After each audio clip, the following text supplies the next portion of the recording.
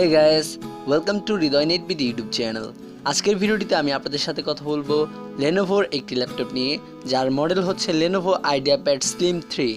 So specially যারা আর কি Intel processor থেকে রাইজনের প্রসেসরগুলোতে বেশি গুরুত্ব দেন তাদের জন্য আর কি এই ভিডিওটি অনেক গুরুত্বপূর্ণ হতে চলেছে, কারণ এই ল্যাপটপটিতেও রাইজনের প্রসেসর ব্যবহার করা হয়েছে। সো আশা করি আপনাদের কাছে ভিডিওটি অনেক ভালো লাগবে। আর যেহেতু এই ল্যাপটপটিতে রাইজনের লেটেস্ট প্রসেসর ব্যবহার করা হয়েছে, সো আশা করি এই ল্যাপটপটিও আপনাদের ভালো লাগবে। সো যাই হোক, মোটামুটি ল্যাপটপটির ডিজাইনটাও ভালো রয়েছে। আরেকটি কথা হচ্ছে Lenovo IdeaPad সিরিজের অনেক ল্যাপটপই আমার চ্যানেলে রিভিউ করা রয়েছে। সো আপনারা যদি Lenovo ল্যাপটপের প্লে লিস্টে যান তাহলে অনেক ল্যাপটপই দেখতে পারবেন। যদি চান তাহলে ঘুরে আসতে পারেন আমার চ্যানেলের Lenovo ল্যাপটপের প্লে লিস্টটি। তো যাই হোক, এখনও যদি আপনি আমার চ্যানেলটি সাবস্ক্রাইব করে না থাকেন তাহলে নতুন নতুন ল্যাপটপ কম্পিউটার রিভিউ পাওয়ার জন্য অবশ্যই নিচে থাকা সাবস্ক্রাইব বাটন এবং পাশের বেল আইকনটি বাজিয়ে দিন নতুন নতুন ভিডিওর আপডেট পেতে। তো চলুন শুরু করা যাক।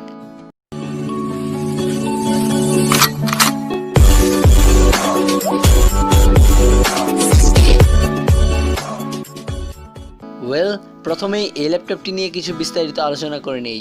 আমার কাছে এই বাজেটের মধ্যে এই ল্যাপটপটির ডিজাইনটা মোটামুটি ভালোই লেগেছে, বাট যদি ল্যাপটপটির ওপরের বেজেলটি আর একটু ন্যারো রাখা হতো তাহলে ল্যাপটপটির লুকিংটা আরও সুন্দর লাগতো।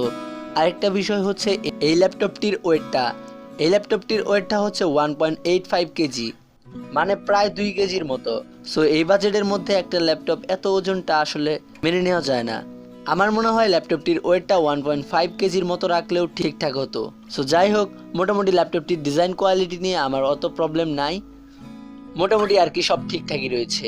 এবার এই ল্যাপটপটির স্পেসিফিকেশন সম্পর্কে কিছু কথা বলা যাক। তো এই ল্যাপটপটিতে আপনারা প্রসেসর হিসেবে পাচ্ছেন AMD Ryzen 7 3700U প্রসেসরের বেস ক্লক স্পিড হচ্ছে 2.30 GHz আপ টু 4.00 GHz। এই ল্যাপটপটিতে আপনারা ডিসপ্লে হিসেবে পাচ্ছেন 15.6 ইঞ্চি ফুল এইচডি ডিসপ্লে, যার রেজলিউশন হিসেবে থাকছে 1920x1080 পিক্সেল। মেবি ল্যাপটপটির ডিসপ্লেটা IPS ডিসপ্লে না, সো এই বাজেটের মধ্যে IPS ডিসপ্লেটা দেওয়াটা অনেকটাই একটু গুরুত্বপূর্ণ বিষয় ছিল। দেন ল্যাপটপটিতে আপনারা র্যাম হিসেবে পাচ্ছেন 8GB DDR4 র্যাম এবং স্টোরেজ হিসেবে পাচ্ছেন 1TB HDD এবং 128GB SSD। সো এই দিক দিয়ে ভাবলে আরেকটা বিষয় হচ্ছে এখানে তারা SSDও দিয়েছে আবার HDDও দিয়েছে, যার কারণে আপনারা ল্যাপটপটি থেকে ভালো পারফরমেন্স পাবেন, এটা শিওর। কারণ যেহেতু এই ল্যাপটপটিতে SSD রয়েছে তার কারণে ল্যাপটপটি অনেক ফাস্ট হবে, আর ব্যাকআপ দেওয়ার জন্য তো পিছনে HDD রয়েছেই। সো মোটামুটি আর কি এই দিক দিয়ে ল্যাপটপটি পারফেক্ট।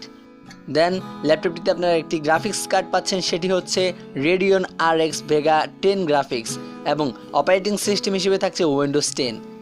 আরেকটি কথা বলা হয়নি, সেটি হলো এই ল্যাপটপটির ব্যাটারিটা। তো এই ল্যাপটপটিতে আপনারা ব্যাটারি হিসেবে পাচ্ছেন 35 ব্যাটারি কোম্পানির মতো, যার ব্যাটারি ব্যাকআপ হিসেবে আপনারা প্রায় 7.5 ঘন্টার মতো পেয়ে যাবেন। কিন্তু এখানে আমার মনে হয় এই ব্যাটারিটা থেকে আপনারা এতটাও ব্যাটারি ব্যাকআপ পাবেন না।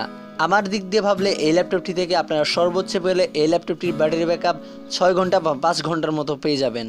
সো ল্যাপটপ অনুযায়ী আর কি ল্যাপটপটির ব্যাটারির দিকে কোম্পানির আরেকটু নজর দেওয়া উচিত ছিল।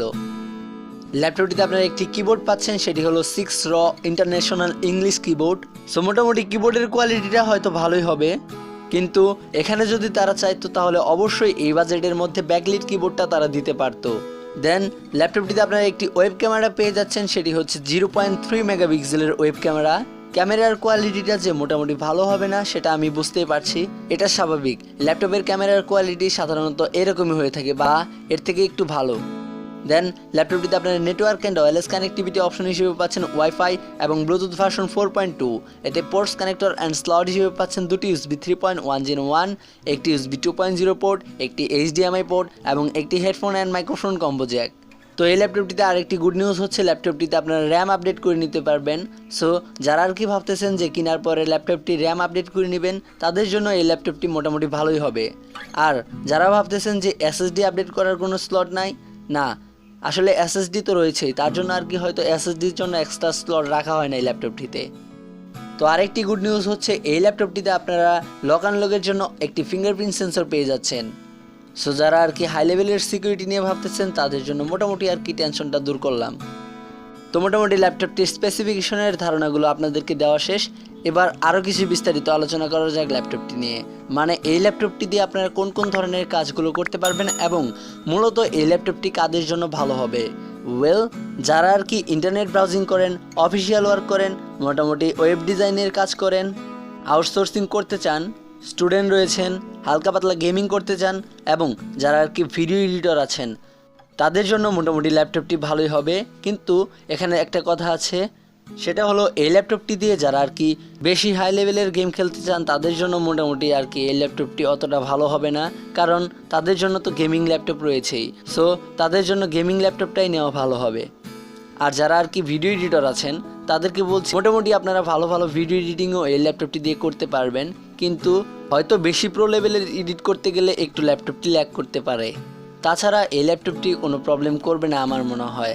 সো এইসব কাজের জন্য যারা এই ল্যাপটপটি নিতে চাচ্ছেন তাদের জন্য মোটামুটি এই ল্যাপটপটি আমার মতে ভালোই হবে। তো মোটামুটি আর কি এই ল্যাপটপটি আমার কাছে ভালোই লেগেছে, কিন্তু একটা বিষয় হচ্ছে অবশ্যই এই ল্যাপটপটির ডিসপ্লে কোয়ালিটিটা আরেকটু ভালো করা উচিত ছিল এবং কিবোর্ডে ব্যাকলিট রাখা উচিত ছিল। আর টাচপ্যাডটা মোটামুটি চালিয়ে দেওয়ার মতো বড়সড়ই রয়েছে, আর কি ইউজ করে ভালো ফিল করবে। তো যাই হোক, এবার এই ল্যাপটপটির বাংলাদেশ মার্কেটের প্রাইসটা বলা যাক। এই ল্যাপটপটির বাংলাদেশ মার্কেটের প্রাইসটা হচ্ছে ৬২,০০০ টাকার আশেপাশে। এই বাজেটের মধ্যে ল্যাপটপটি আপনাদের কাছে কেমন লাগলো তা অবশ্যই আমাকে একটু কমেন্ট বক্সে কমেন্ট করে জানাবেন। আরেকটি বিষয় হচ্ছে আমার চ্যানেলে অনেক ল্যাপটপ রিভিউ রয়েছে, আপনার যদি এই ল্যাপটপটি পছন্দ নাও হয়ে থাকে তাহলে অবশ্যই আমার চ্যানেলটি ভিজিট করতে পারেন, হতে পারে আপনি সেখান থেকে আপনার পছন্দের ল্যাপটপটি চয়েস করতে পারেন। তো মোটামুটি এই ছিল আজকের ভিডিওটি ভালো লাগলে অবশ্যই একটি লাইক করবেন, চাইলে আপনার বন্ধু বান্ধবদের সাথে ভিডিওটি শেয়ার করতে পারেন এবং সাবস্ক্রাইব করে পাশের বেল আইকনটি বাজিয়ে দিতে ভুলবেন না। Thanks for watching this video.